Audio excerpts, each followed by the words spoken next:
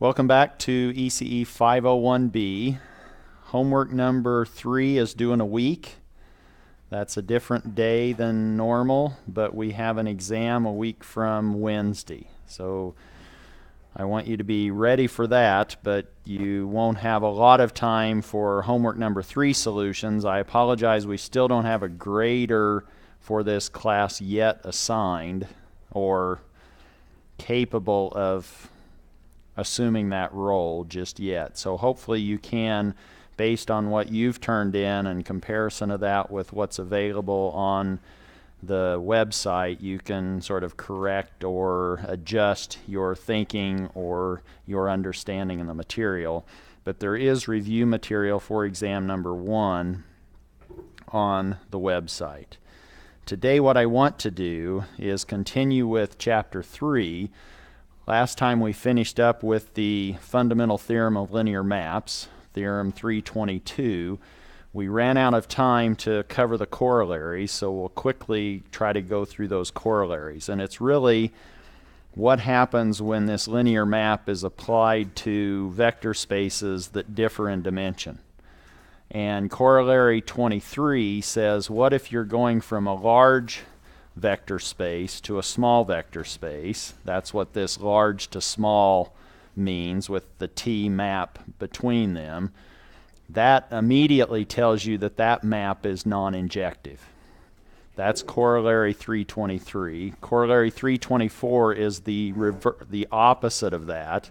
You're now going from a small vector space in dimension to a large vector space, and that now says there's no way that you can cover that full output vector space, meaning your map T, linear map, cannot be surjective.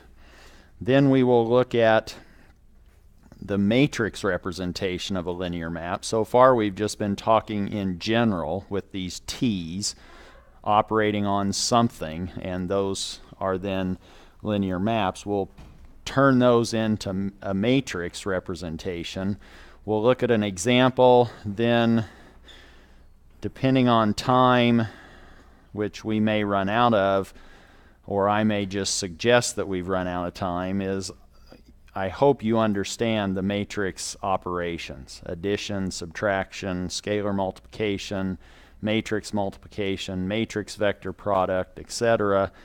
Then we will move into the last parts of chapter 3, and that is invertible maps, which means that your map has to be both one-to-one and onto. There's an and but connecting those, or it's injective and surjective. That means it's invertible. Isomorphic vector spaces, that means they have the same dimension, they're similar, but they may not look at all similar to see them or to have them described to you. And then we will talk about operators, where that's now a special kind of linear map, and an operator means that the input vector space and the output vector space are the same. It's an operator on that same vector space. So whatever you are playing with input vector space wise, your map is actually operating on that same vector space, and you're mapping from that space back to that space. That's when we call it an operator. Here's where we left off last time with, and I thought I would just restate it. You have this in the book or in your notes. This is the fundamental theorem of linear maps.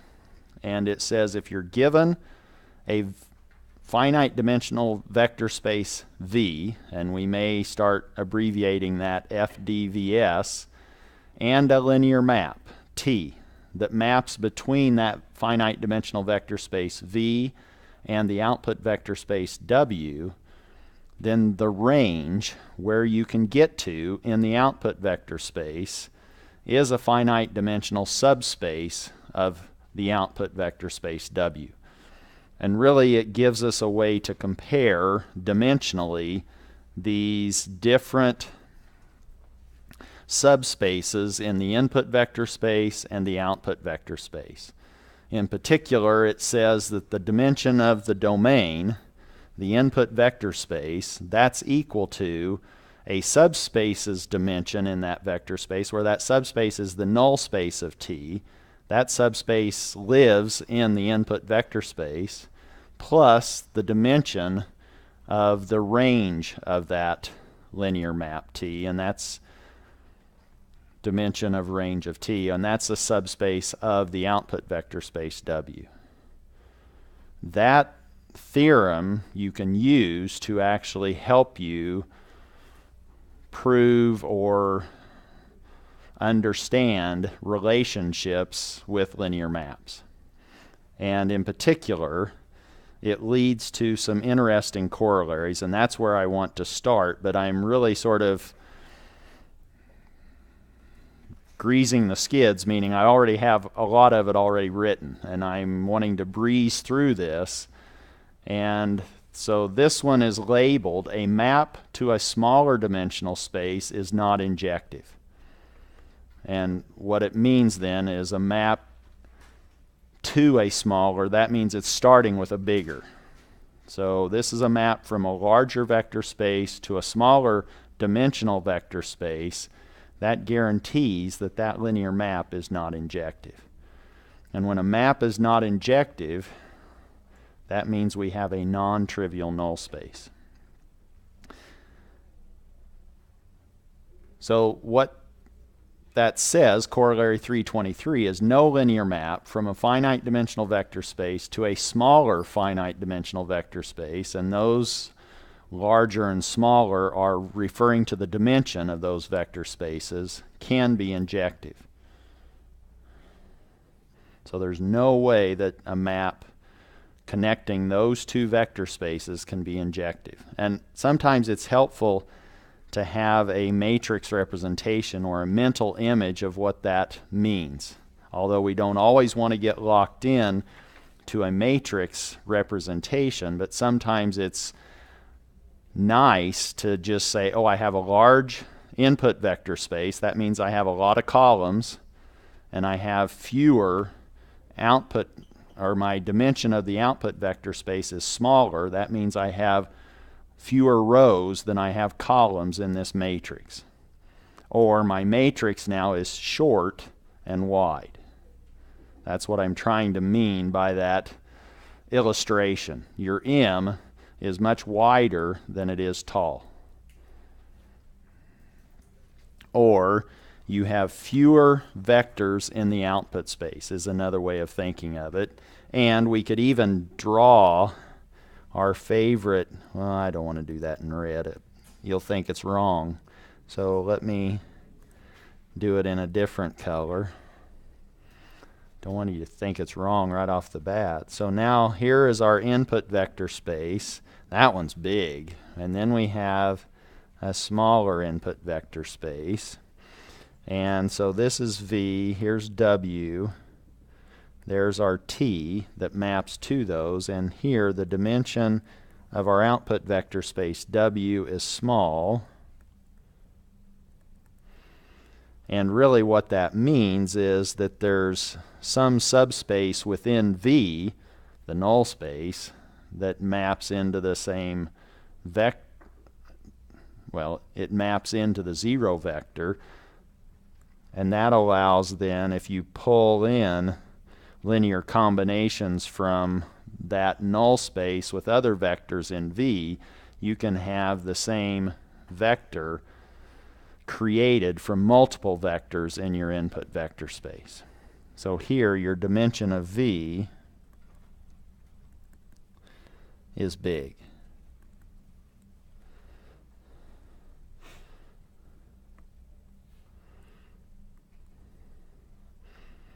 And if you wanted to sort of prove that, which we will not take the time to do, it's really based on having a non-empty null space,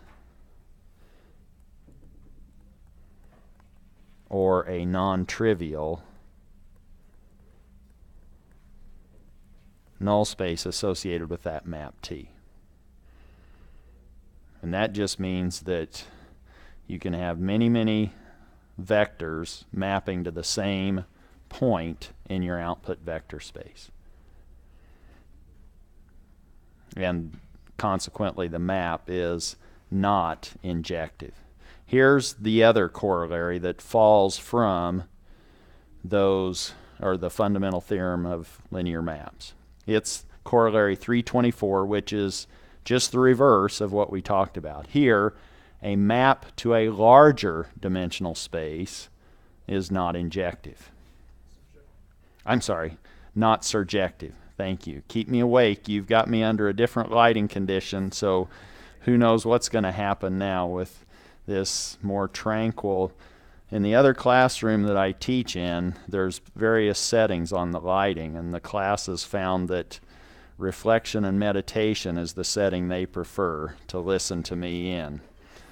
I don't know, after about 50 minutes, they are fully meditated, I think. But we move on. So here is no linear map from a finite dimensional vector space to a bigger finite dimensional vector space can be surjective. Let's draw a picture for that. Now we are saying to a bigger, so now our output space, vector space, needs to be large.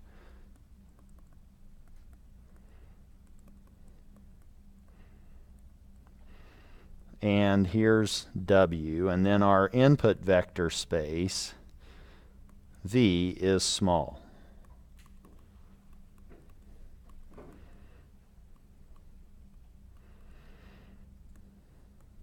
So that now, wherever we start in our input vector space, there's no way that we're going to fill up the output vector space, W, with this map that goes from, or goes into, a bigger finite dimensional vector space. Or you could say that fewer vectors are in the input space than are in the output space. And so you can't produce all the vectors, all the possible vectors in the output vector space, and that's what you need to have a surjective map, is to be able to fill up the entire output vector space. Or the range of T does not span W. That's what this is saying. When you go from small to big, that's what happens. And what's the matrix representation image for that? What now can you maybe sort of think about relative to a matrix? This one's now tall and thin, isn't it?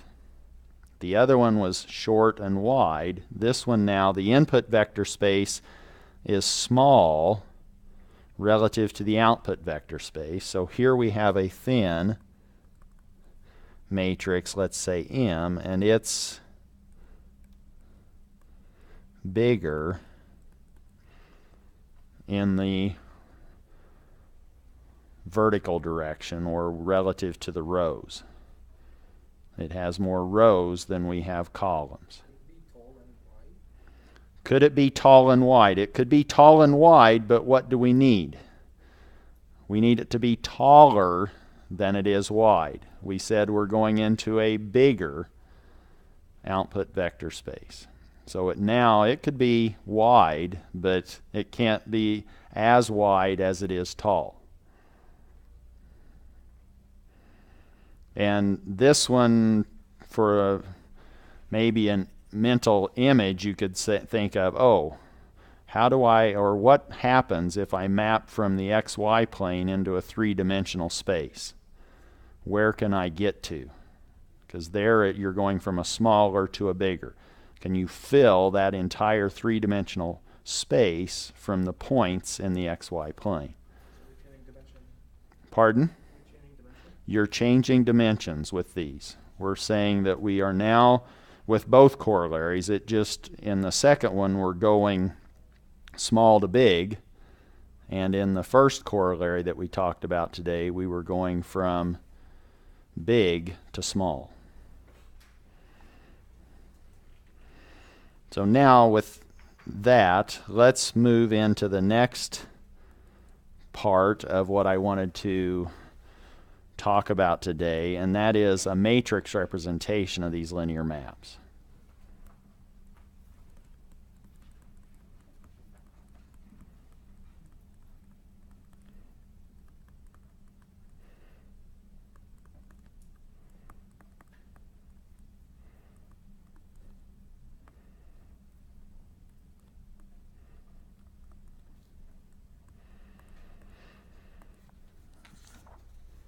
Suppose we're now given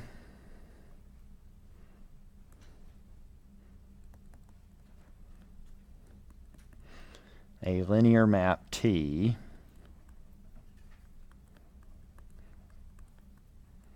and that means that it's now an element of this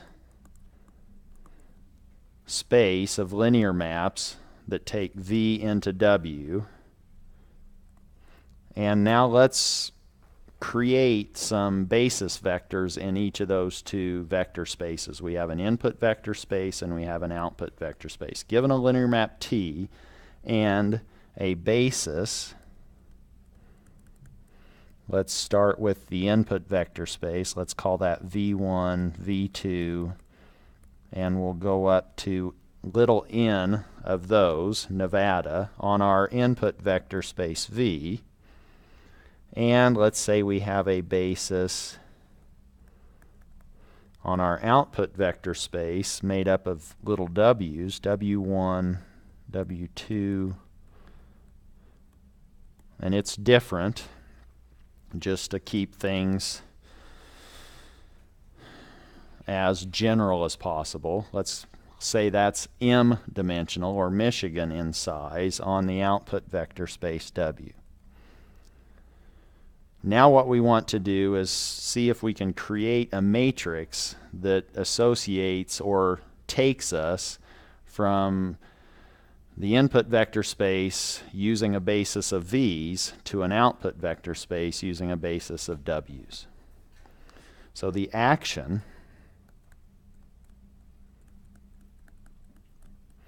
of this linear map T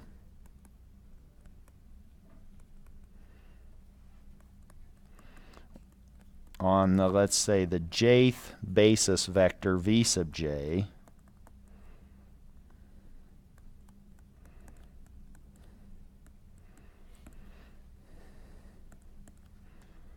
we can now write that. This is now where does it get to? Then it has to be a linear combination of our output vector basis.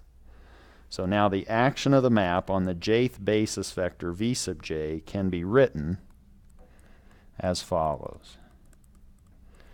We can now write T, that's our linear map, acting on the jth basis vector, V sub j. That's now going to take us somewhere in the output vector space, and any point in the any vector in the output vector space can be represented by a linear combination of those basis vectors in the output vector space. So now we're going to take some scalars, let's say a sub 1j,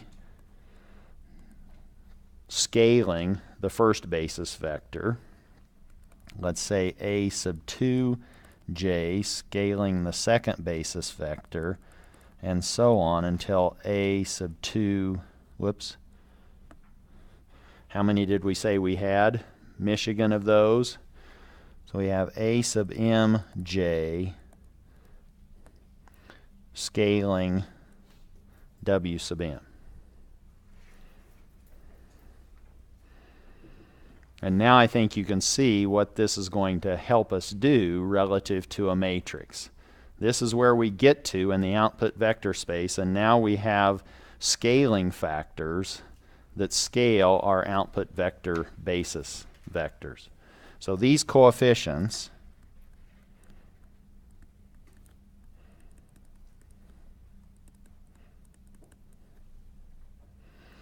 for all the n vectors that form our input vector space basis, vectors V sub j, can be collected in the m by n matrix as I'm going to now create. So for the action on the first input vector space, which is t v sub I, I'm going to have some collection of scalars that scale the output vector basis, which is a sub 1, 1, a sub 2, 1, a sub m 1. Those all scale the m basis vectors that span all of the output vector space. And that's where we get to when we map v sub 1, the first basis vector in our input vector space, through the linear map T. Likewise, we now have a sub 1, 2, a sub 2, 2, all the way down to a sub m 2.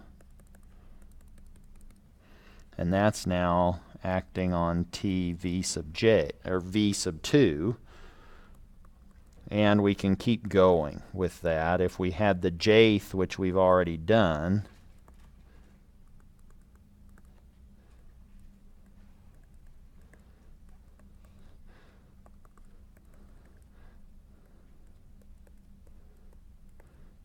that's now given by these coefficients a1, a2, all with j as their second subscript, all the way up to, how many columns do we have in this matrix? M or N? Michigan or Nevada? Nevada. We have to have one for each of our input vector basis vectors. And so now we have n of those. Here we have a1n, a2n, all the way down to a sub m n.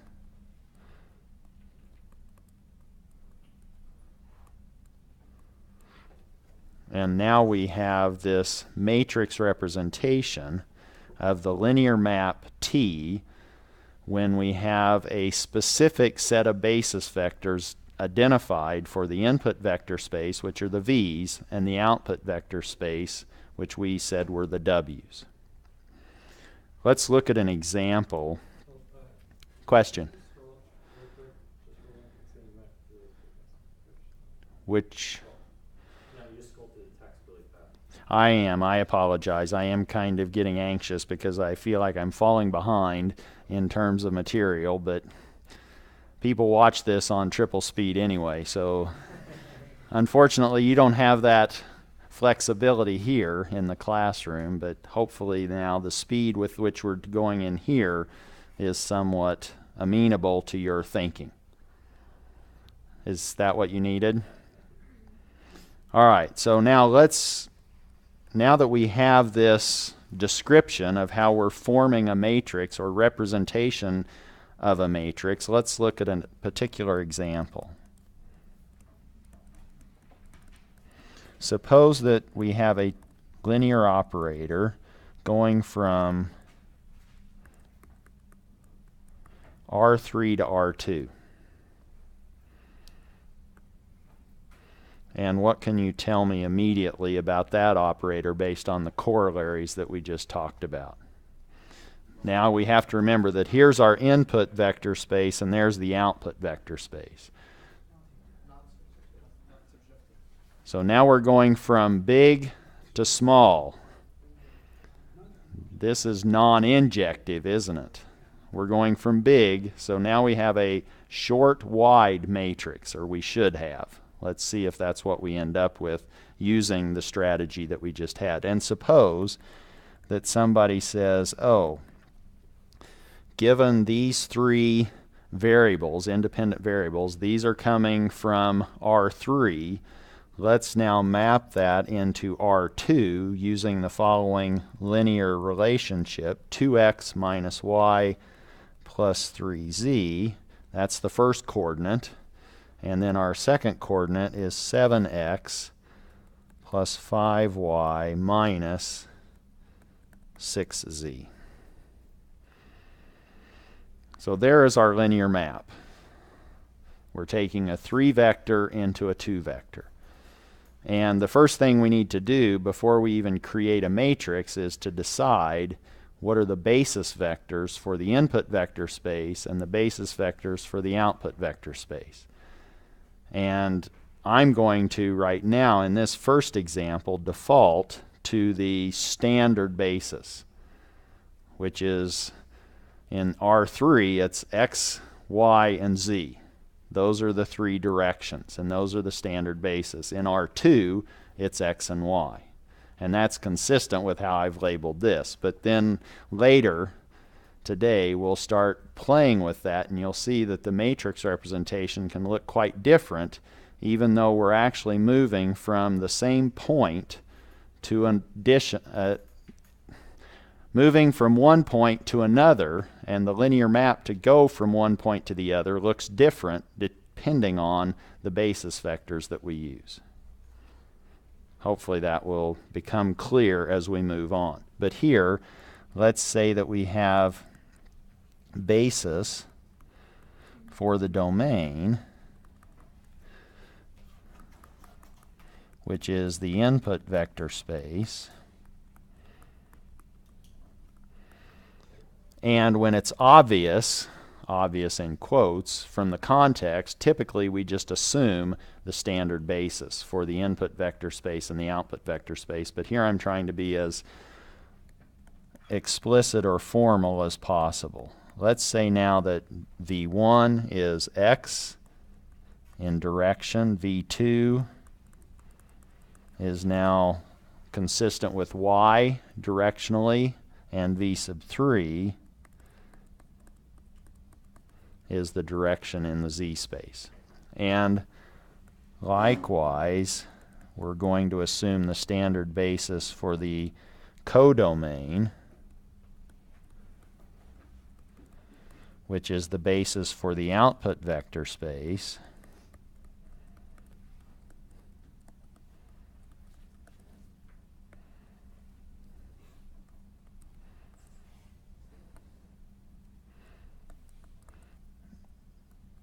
And that's going to be W1 is 1, 0, and W sub 2 is 0, 1.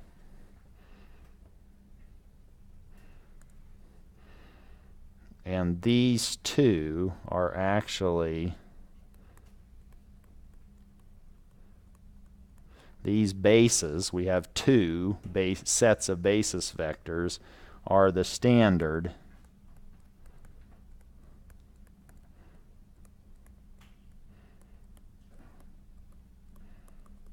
basis. And we wouldn't have to have that. We could have the output vector space having a basis different than the standard basis when our input vector space might be using the standard basis. All sorts of different combinations.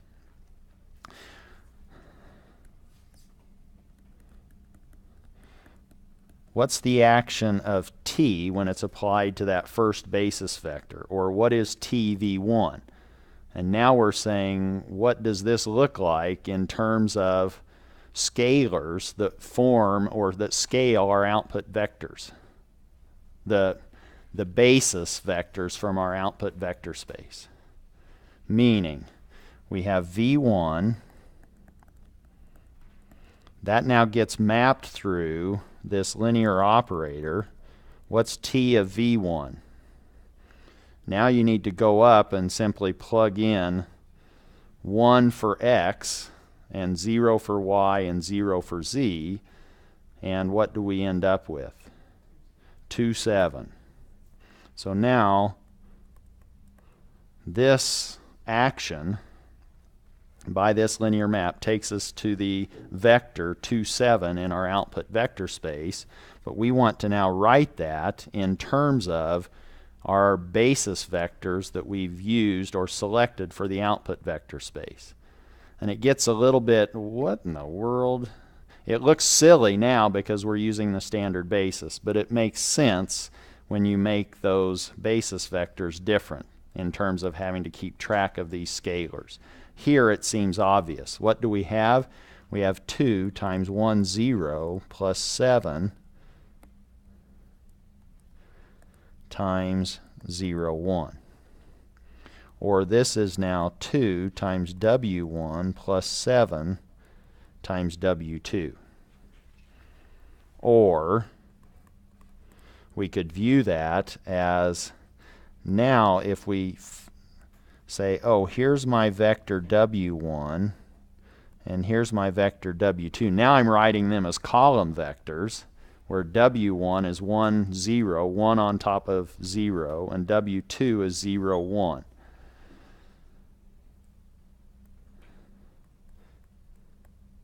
I can combine those into 2 times W1 plus 7 times W2 in this way, with a post-multiplication of the vector made up of these scaling factors 2 and 7. This is now T of V1. Well, that means that that T of V1 is 2, 7, now written vertically, and that now corresponds to the A11 and the A21, the two scalings on the output basis vectors. For the first vector in our input vector space. That's the second subscript. So we could have gone from TV up top to make it column?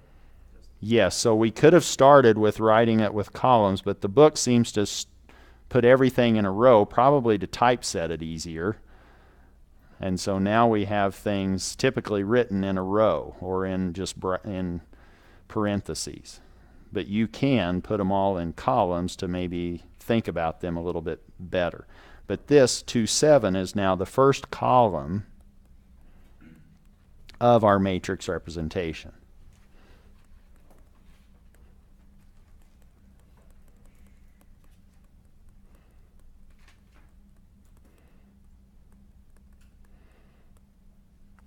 As given by the A's.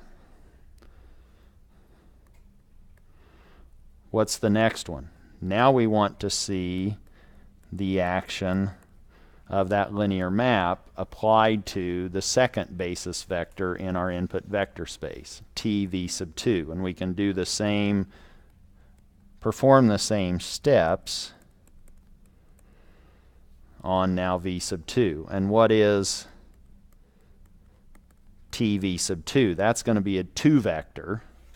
And we're now just replacing y with 1 and x and z with 0 in that relationship, which now says that we should end up with -1 and 5. And that says then that T v sub 2 is -1, 5, or that's now -1 times W1, which is 1, 0, plus 5 times W2, which is 0, 1.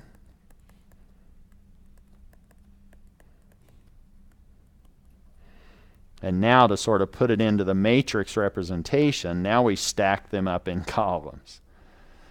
So that now we have W1, W2 as basis vectors times -1, 5. That will now give us the action of this linear map T applied to the second basis vector in our input vector space, v sub 2, which is -1, 5. So here is the second column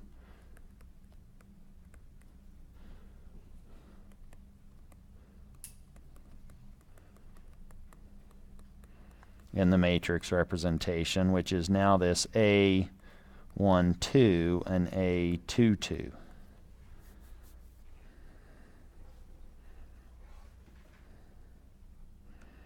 And finally, if we take the third input basis vector, v sub 3, which is 0, 0, 1, and look at what happens when we apply the linear map action to it. Now we plug in z equal to 1 and x and y equal to 0, and we should end up with 3 minus 6.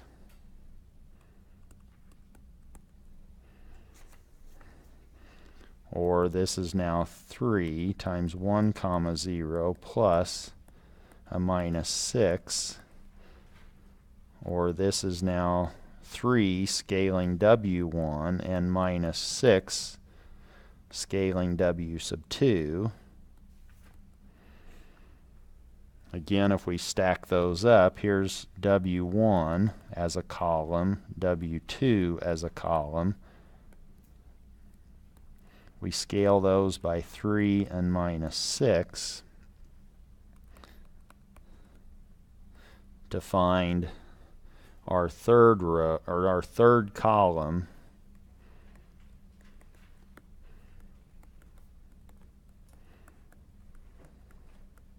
in the matrix representation. And we will denote that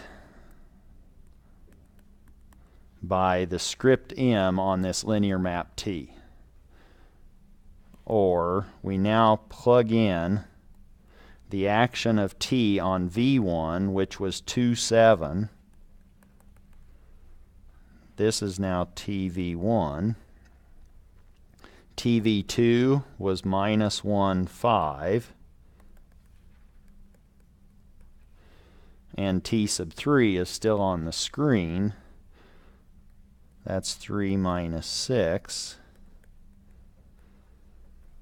And this now gives us a what? A short wide.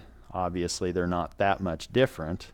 It's 2 compared to 3, but this is now a short wide matrix that goes from a, well, they said it goes to a smaller vector space. So it goes from a bigger to a smaller.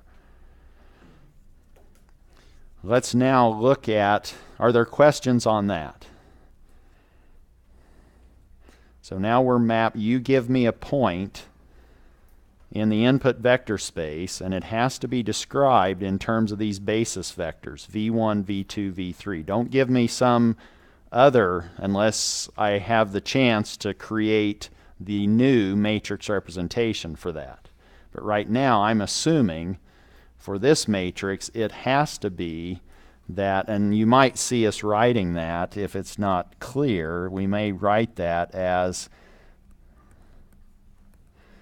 matrix representation of the linear map T with input vector basis vectors V and output vector space vector basis W. Okay, so you may see it there.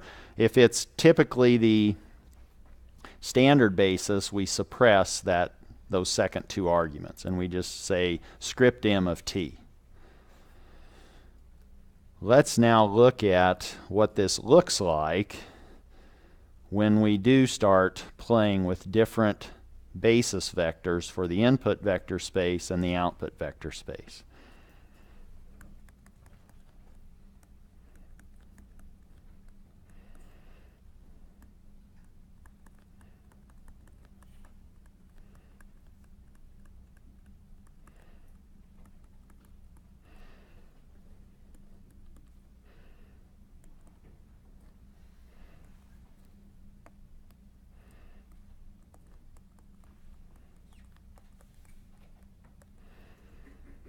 Now I'm going from R2 to R2. First, let's just examine a point P1 in two different bases. So now let's examine a point, which is really just a vector in R2. Examine a point P1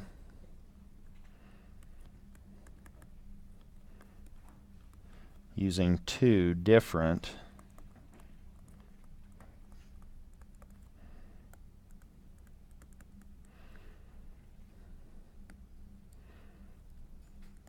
basis for its representation.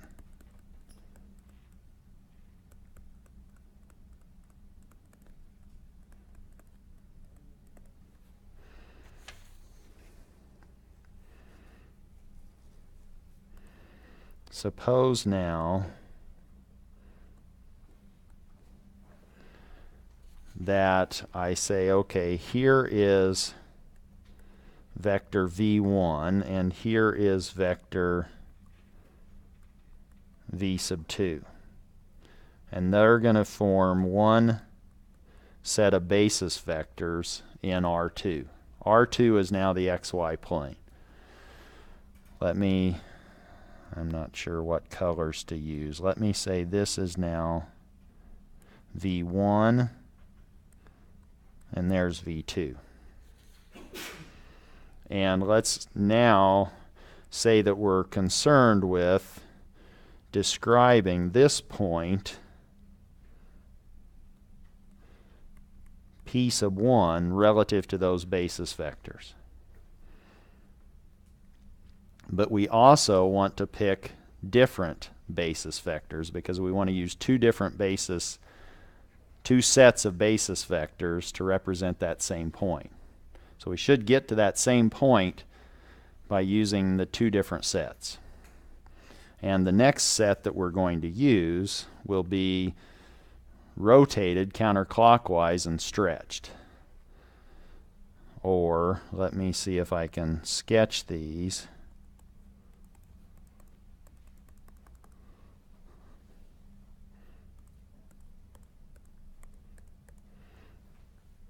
Now, one of these, what color can I use now that I've used up all my colors?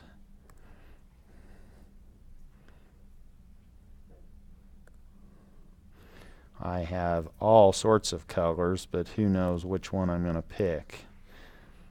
Let's say that there is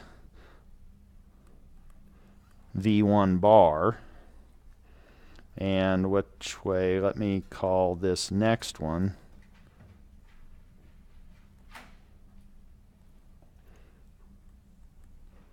V sub 2 bar.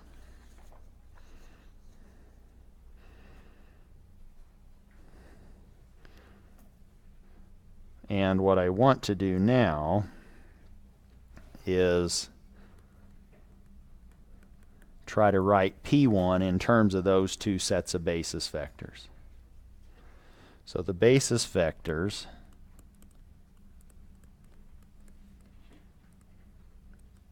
change how P1, or it really just is, we weight those basis vectors with different scalars depending on what our basis vectors are equal to. Basis vectors change how P1 is represented as a vector or by a vector.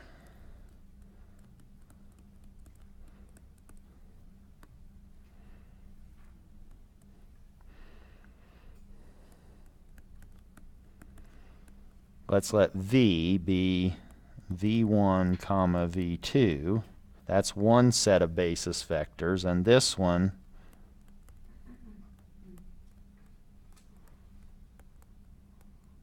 is in fact the standard basis. And let's let capital V bar consist of little v1 bar and little 2v bar, which is rotated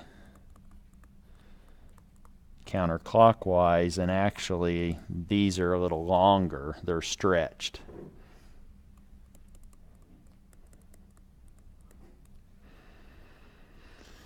So now let's use these two sets of basis vectors to represent the point P1. So representing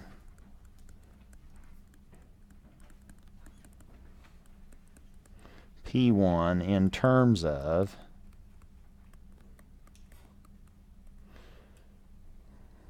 let me just say in terms of the V basis vectors.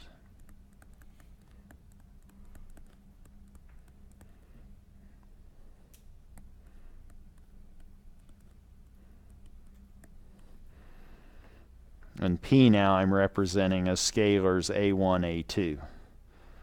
How much of V1 I use is going to be determined by A1, and how much of little v sub 2 I use is determined by A sub 2. Or this is now capital V is V1, V2,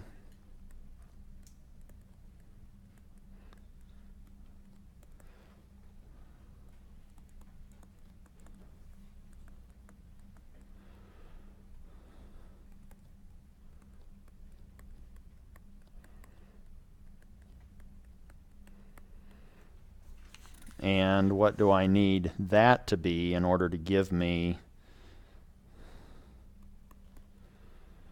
P sub 1 written in terms of those basis vectors? And so I will call that notationally P sub 1 with the basis V, capital V. In the standard basis, what was P sub 1 sub capital V? What was it? How would you have normally just described its coordinates? Where was P1? That was just 1, 1, wasn't it? If V1 is 1 long and V2 is 1 long. This is now saying that A1 is equal to 1 and A2 is equal to 1.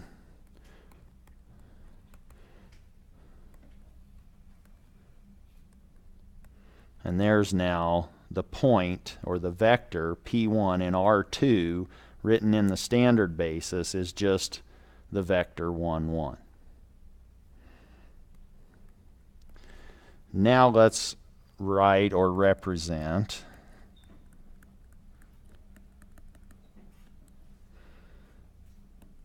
P1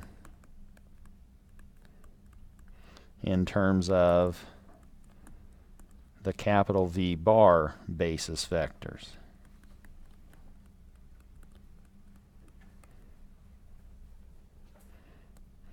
Doing the same steps, I'm going to simply bar everything. Now we have V1 bar is the vector 1, 1.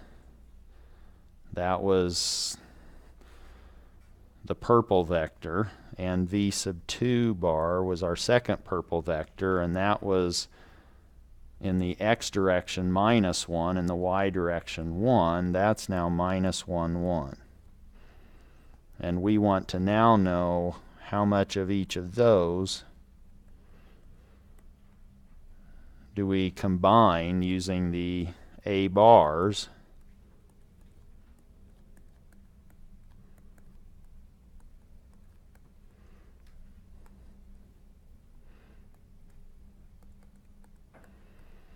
to get to the point P1.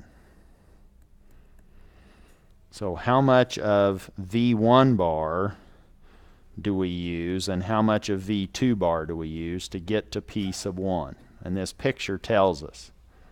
All we need to do is move 1 in V1 bar and none in V2. And now we have our A1 bars and A2 bars. Now we have A1 bar is 1 and A sub 2 bar is 0. So that when we represent that vector P1 in the basis vectors capital V bar, we end up with a vector of 1, 0.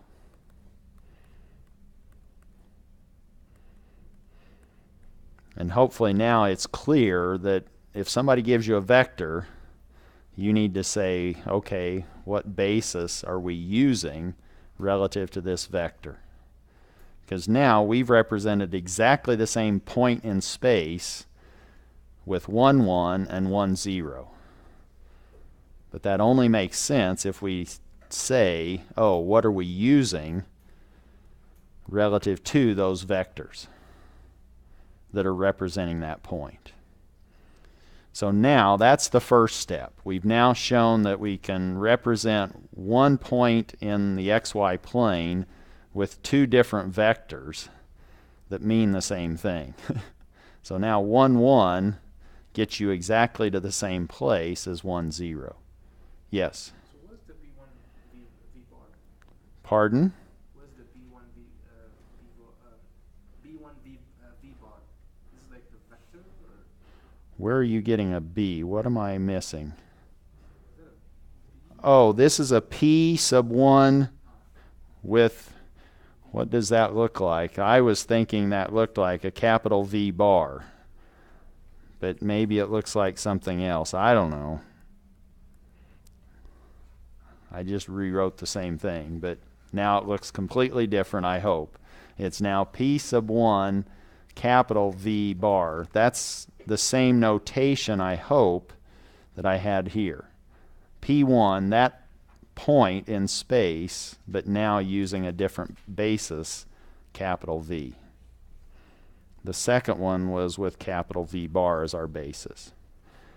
We haven't mapped, or we haven't moved that point anywhere else in the two-dimensional plane. Let's now create a linear map that will stretch it, contract it, or do something and take us from P1 to, let's say, Q. So now we want to go from P to Q using different basis vectors. So this is sort of the second part of this exercise. Consider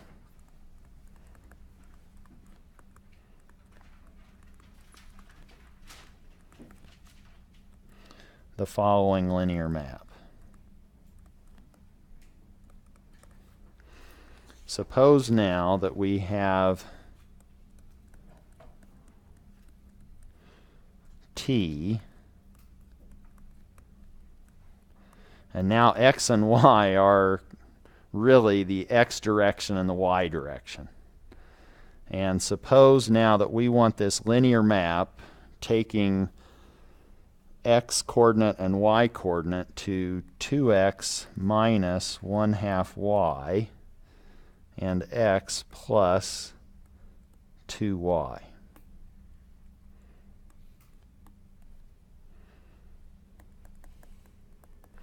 Or we now have this linear map that's going from a domain of R2 into a codomain of R2. And what we want to do now is pick two different bases for our output vector space. That first part of this exercise, we were still worrying about the input vector, P1. And so we took two different bases for that, a capital V and a capital V bar. Let's now pick two different bases for the output vector space. Let's let W be 1, 0, 0, 1. And what is that? That's our standard basis. Here is little w1 and little w2.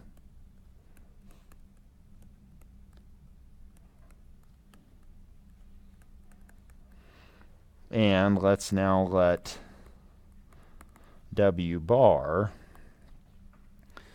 be something different. 1 minus 1 and 1, 1. So here is w1 bar and w2 bar. And that's not the same as what we had for capital V bar, I don't believe. Now if we looked at this relative to the xy axes, where's w1?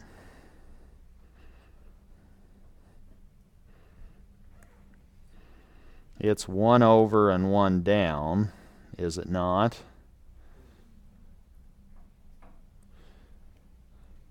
There's W1, and where's W2? 1 over and 1 up.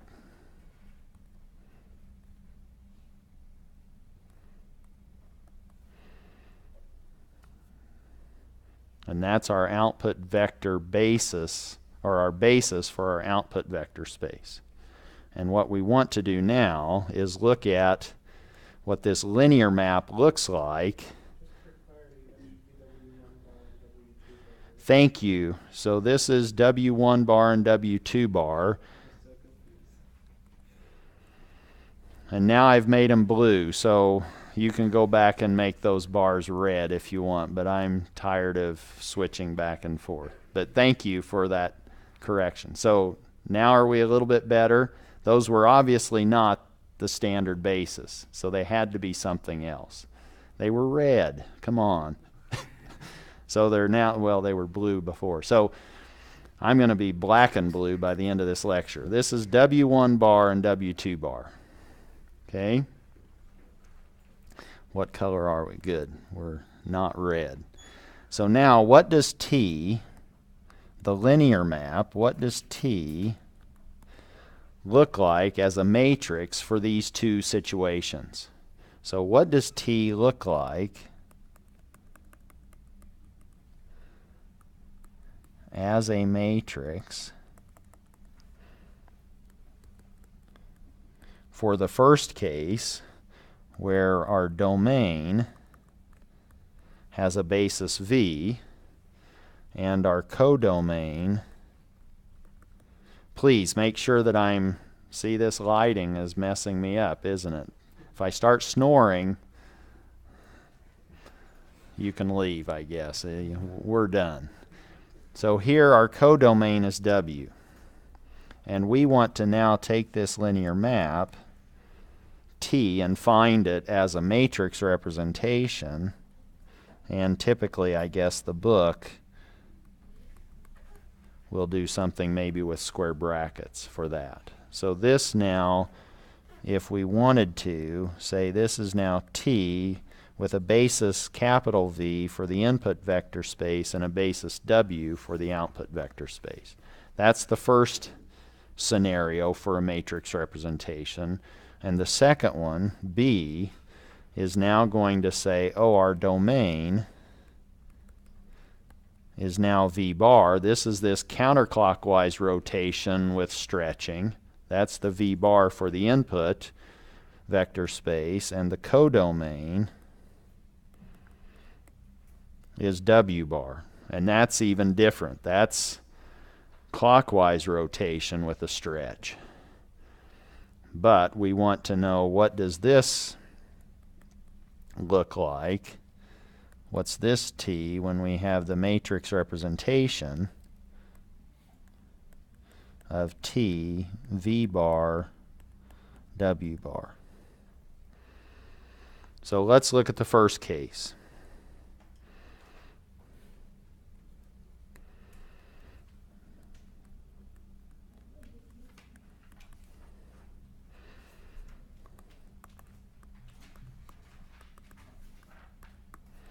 And this is probably the way that we already think. This is now the standard basis for both the input vector space and the output vector space.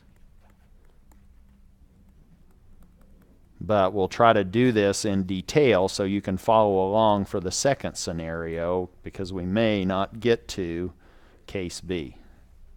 Let's see. So now the span of V,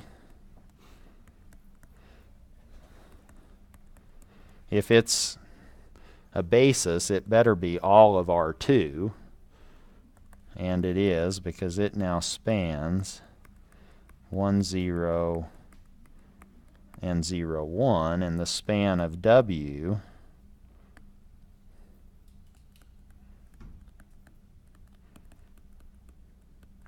is also all of R2. It has the same basis vectors.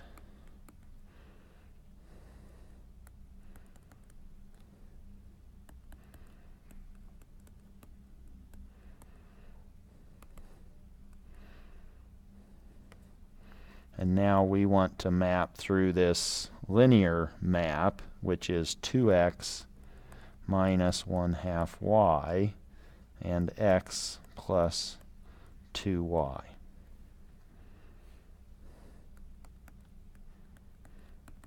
what's t, what's the action of t applied to v1?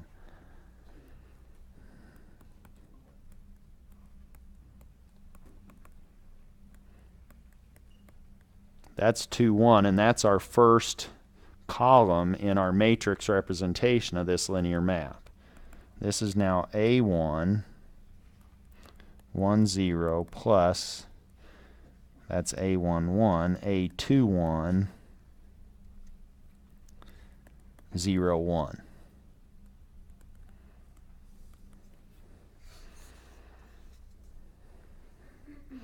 Or this is now W1, W2,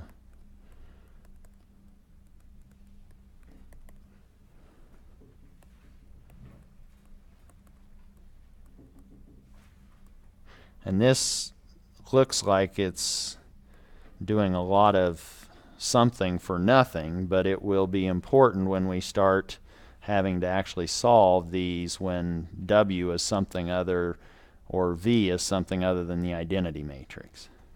But here we have 2, 1. That's the action of our linear map on the first basis vector in the input vector space.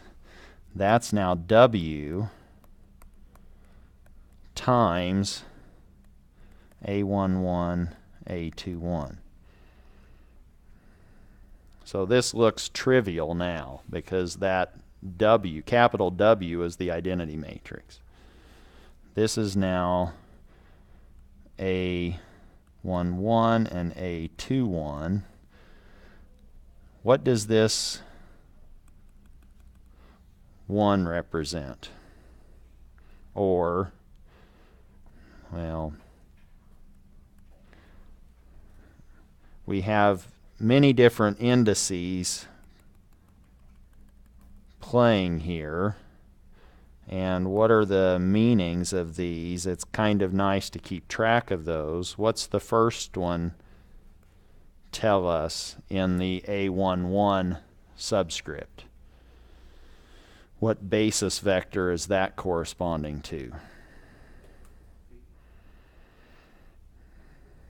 That now A11 is weighting something, and the first subscript, the row subscript, tells us how it's weighting the output vector's basis, right?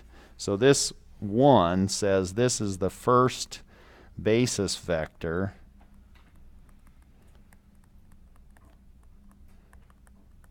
in W. This 2 is the second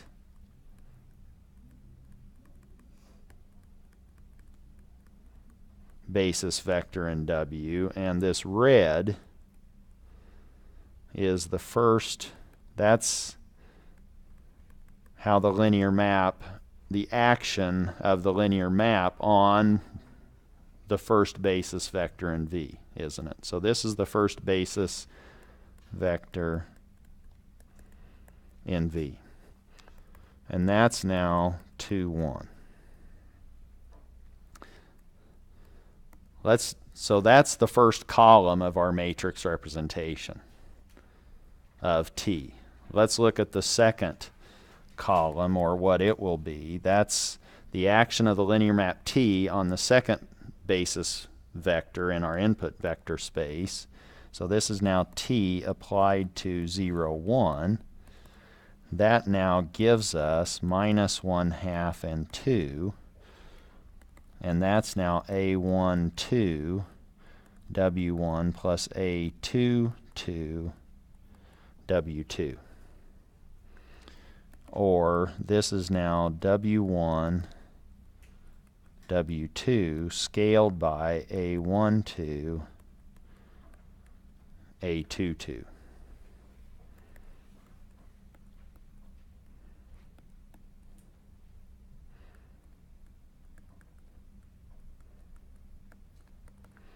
And that's now supposed to be minus 1/2 and 2. So if W was something other than the basis, the standard basis, we could invert that matrix to solve for A12 and A22. Here it's not necessary. Since it's the identity matrix, we can immediately see what the A11 and the A22 correspond to. A12 and A22 now become -1/2 and 2. So that the matrix representation of this linear map T using the input vector basis v1, v2 and the output vector basis w1, w2, that's now 2 -1/2, 1, 2, and we could say, well, let's just call that A. So that's now the matrix associated with the linear map T when we have the input vector space basis as the standard and the output vector space basis as the standard basis. Let's now see what happens when we apply this A to that original point, P sub 1, but we have to use which P sub 1? The one that's consistent with this basis, because that's how we describe the input basis with this linear map. Let's now see what happens, or we wanted to call it Q. What does Q1 look like in the output vector basis, capital W? Well, that should be equal to this linear, the matrix representation of the linear map A applied to the vector P1 in the input vector space basis. So this should be A applied to P sub 1 capital V. Or this is now 2, 1 column-wise -1/2, 2 times 1, 1. And I don't know how you like to multiply matrices. It's maybe a little bit more meaningful if you do something other than, say, first row times the first column, second row times the first column. You might just say this 1, 1 is really just combining those two rows. It's taking, those two columns. It's taking the first column, multiplying it by 1, and adding it to 1 times the second column. Now you're seeing that we're just combining those two columns with the same or equal weighting. We're adding those two columns with the same weighting. Now I can see that I have 2 -1/2, which is 3/2 or 1.5 for my first coordinate, and the second one I'm just summing the two coordinates in the bottom row. And what have I done? I've now mapped P1 sub V from the point 1, 1 to the point 1.5, 3. I've moved over a little in the X and moved up a lot in the Y, in a sense. Is that clear? And that A is consistent with a lot of times how we think of maps, because our input vector space is standard, as is our output vector space. Now the next matrix representation of the linear map T is going to look quite different. But it better get us from the same location that we started with to the same end location. It just may look different in terms of the vectors representing those locations. Because our first one was what? 1, 0. That was P sub 1 in capital V bar. So now let's look at case B. Case B is what is the matrix representation of this same linear map T, but now we have a different input vector space basis, and we have a different basis for our output vector space. And they are both barred.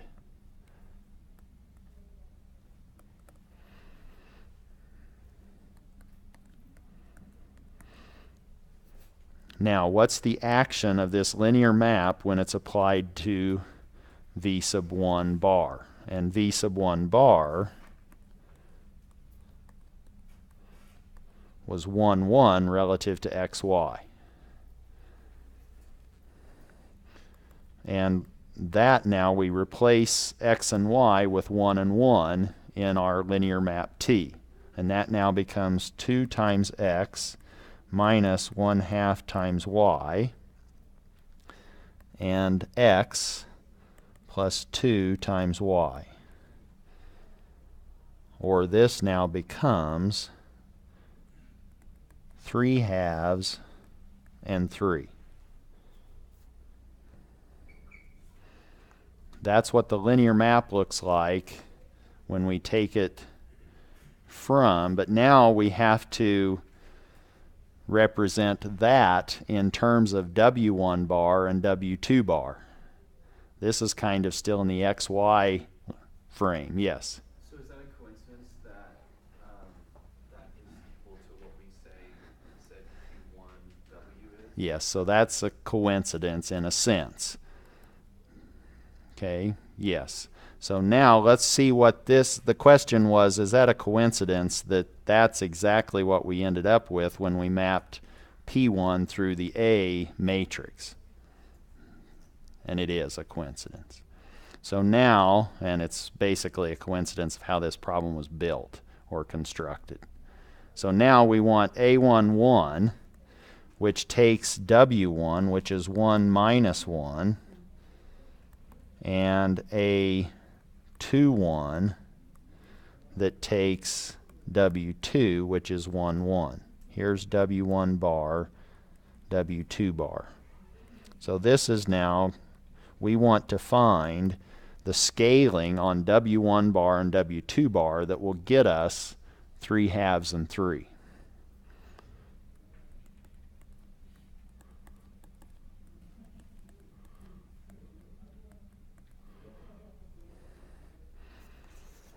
Or we now can say, oh, this is W1 bar, W2 bar, times A11 bar, A21 bar. Or that's now 1 minus 1, 1, 1. That's this W bar times A11 bar, A21 bar, and that should be 3/2 and 3.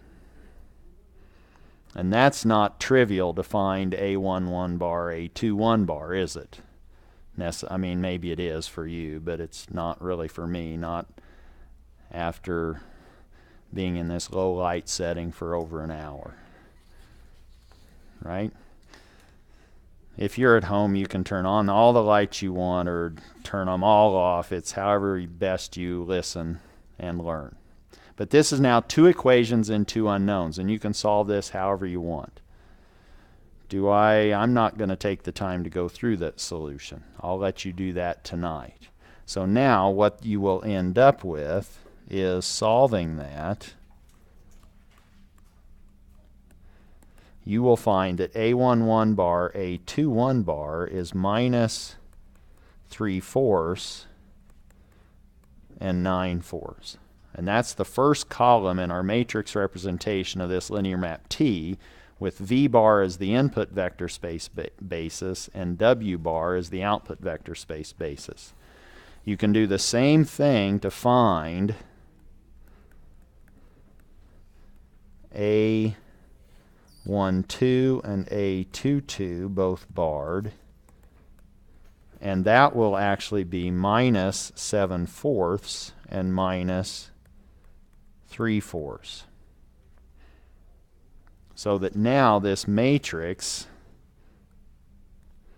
that is the matrix representation of this linear map T using V1 bar, V2 bar, and W1 bar, W2 bar ends up being minus 3/4, 9/4, minus 7/4, and minus 3/4.